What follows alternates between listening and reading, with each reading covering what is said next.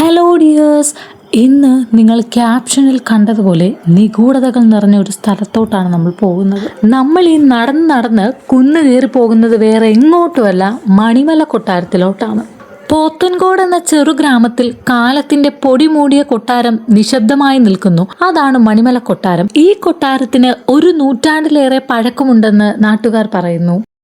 അപ്പോൾ ഗൈസ്, നമ്മൾ മണിമല കൊട്ടാരത്തിൻ്റെ താഴെയുള്ള പണ്ട് കാലത്തുള്ള അടുക്കള എന്തോ ആണ് ഈ കാണുന്നത്. കൊട്ടാരത്തിൽ പണ്ട് രാജഭരണകാലത്ത് ഉപയോഗിച്ചുകൊണ്ടിരുന്ന കിച്ചനാണെന്നാണ് പറയുന്നത്. കൊട്ടാരത്തിൻ്റെ മെയിൻ ഗേറ്റ് ഇവിടെ നിന്നുള്ള വ്യൂസാണ് ഈ കാണുന്നത്. മണിമല കൊട്ടാരത്തിൻ്റെ വാതിലാണ്. ഇവിടെ ഒരു മനുഷ്യൻ പോലും ഇല്ല കേട്ടോ. ഫുള്ള് വിജനമായിട്ട് കാട് പിടിച്ച് കിടക്കുക. ഈ കാണുന്ന ഗേറ്റാണ്. ഗേറ്റ് ചാടി കിടക്കേണ്ടി വരുമോ? വഴി ഇവിടെ ഒരു സൈഡിൽ ഒരു വഴിയുണ്ട് കേട്ടോ. എല്ലാവരും ഇതിലെയാണ് കയറുന്നതെന്ന് തോന്നുന്നു കേട്ടോ. ഗൈസ്, ഇതാണ് മണിമല കൊട്ടാരം.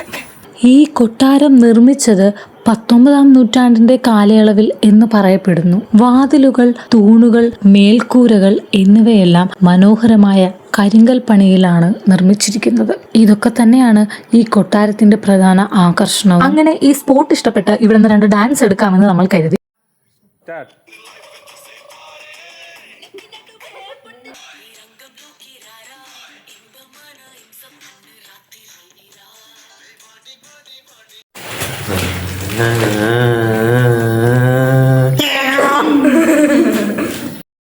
വെറുതെ ഒരു കൗതുകത്തിന് കതകു തുറന്ന് നോക്കിയപ്പോഴത്തേക്കും അകം കാണാൻ എല്ലാവർക്കും ഒരാഗ്രഹം. അങ്ങനെ നമ്മൾ അങ്ങോട്ട് പോവുകയാണ്. ഈ കൊട്ടാരം തിരുവിതാംകൂർ കാലത്തെ സമ്പന്ന കുടുംബത്തിന്റെ കൊട്ടാരം തന്നെയായിരുന്നു. എന്നാൽ ഇന്ന് കാലാവസ്ഥ, മഴ, പരിപാലനമില്ലായ്മ എന്നിവ മൂലം മതിലുകൾ പൊട്ടിപ്പോവുകയും കൊട്ടാരത്തിന് ചുറ്റും വള്ളിച്ചെടികളും സസ്യങ്ങളും ഒക്കെ കൊണ്ട് കെട്ടിടത്തെ പൂർണ്ണമായി മൂടിയിരിക്കുന്നു. ഇതൊന്നും കൂടാതെ ഈ കൊട്ടാരത്തെ ചുറ്റിപ്പറ്റി കുറെ പ്രേതകഥകളും മിസ്ബിലീഫുകളും നാട്ടുകാർ പറയുന്നുണ്ട്. രാത്രിയായാൽ ഇവിടെ ചില ശബ്ദങ്ങളും കാൽ പെരുമാറ്റങ്ങളും എന്തൊക്കെയോ നെഗറ്റീവ് എനർജി ഇവിടെ ഉണ്ടെന്നും ആളുകൾ പറയുന്നുണ്ട്.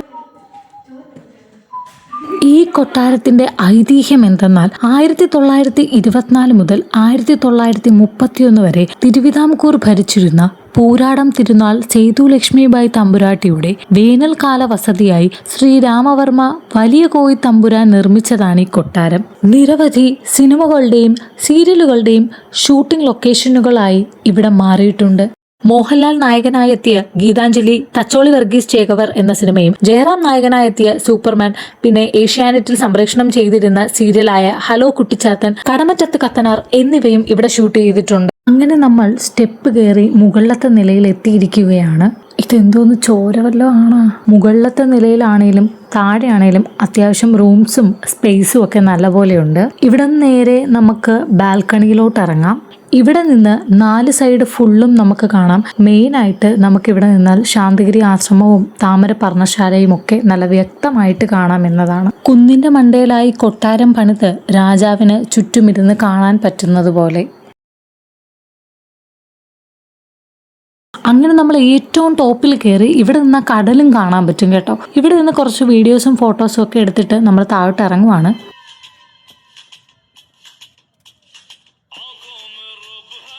ഏറ്റവും ടോപ്പിൽ കയറുന്നതും ഇറങ്ങുന്നതും ഒക്കെ വളരെ സാഹസികമാണ്. ഈ ഏണിക്കൂടെയാണ് നമ്മൾ കയറുകയും ഇറങ്ങുകയും ഒക്കെ ചെയ്തത്. അങ്ങനെ സന്ധ്യ ആയപ്പോഴത്തേക്കും നമ്മളത് വേഗം തന്നെ തിരിച്ചിറങ്ങുവാണ്. നമ്മൾ ഇറങ്ങിയ സമയത്ത് ഇവിടം കാണാനായിട്ട് വേറെ ചില ആളുകൾ വരുന്നുണ്ടായിരുന്നു. അതിനുശേഷം എന്നും പതിവ് പോലെ ചായയൊക്കെ കുടിച്ച് നമ്മൾ പിരിഞ്ഞു.